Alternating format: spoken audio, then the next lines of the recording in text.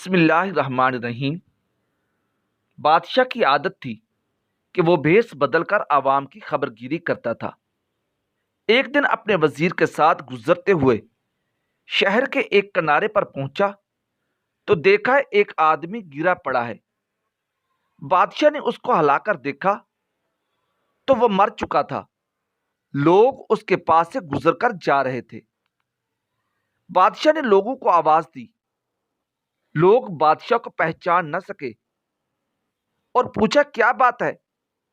بادشاہ نے کہا اس کو کسی نے کیوں نہیں اٹھایا؟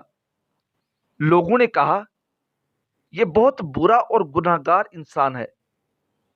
بادشاہ نے کہا کیا یہ امت رسول صلی اللہ علیہ وآلہ وسلم نہیں؟ یہ کہا اور اس شخص کی لاش اٹھا کر اس کے گھر پہنچا دی۔ اس کی بیوی نے خامد کی لاش دیکھی تو رونے لگی۔ بادشاہ اور اس کا وزیر بھی عورت کا رونا سنتے رہے۔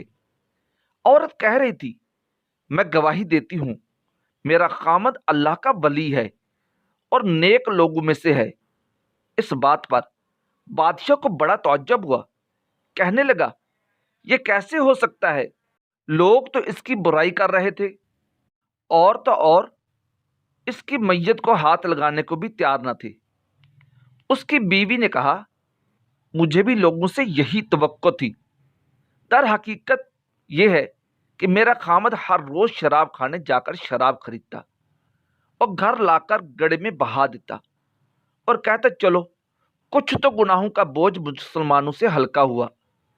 اسی طرح رات کو ایک بری عورت کے پاس جاتا اور اس کو ایک رات کی اجرت دے دیتا اور کہتا کہ اپنا دروازہ بند کر لے، کوئی تیرے پاس نہ آئے۔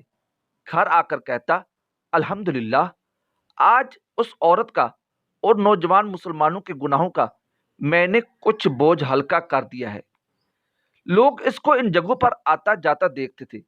میں خامد سے کہتی تھی یاد رکھو جس دن تم مر گئے لوگ تمہیں نہ غسل دیں گے، نہ تمہاری نماز جنازہ پڑھائیں گے اور نہ تمہیں دفنائیں گے۔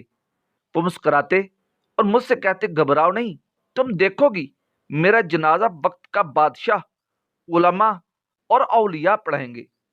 یہ سن کر بادشاہ رو پڑا اور کہنے لگا میں بادشاہ ہوں، کل ہم اس کو غسل دیں گے، ہم اس کی نماز جنازہ بھی پڑھائیں گے اور اس کی تدفین بھی ہم کروائیں گے۔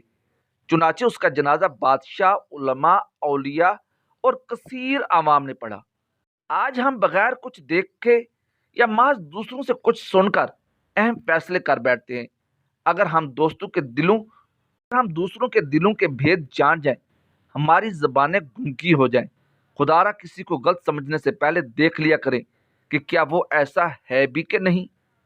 حضرت علی علیہ السلام فرماتے ہیں کسی کا عیب تلاش کرنے کی مثال اس مکھی جیسی ہے جو سارا خوبصورت جسم چھوڑ کر صرف زخم پر بیٹھتی ہے۔ حضرت علی علیہ السلام کا فرمان لوگوں کے عیبوں سے ایسے غافل ہو جاؤ جیسے تم سوتے وقت دنیا سے غافل ہو جاتے ہو۔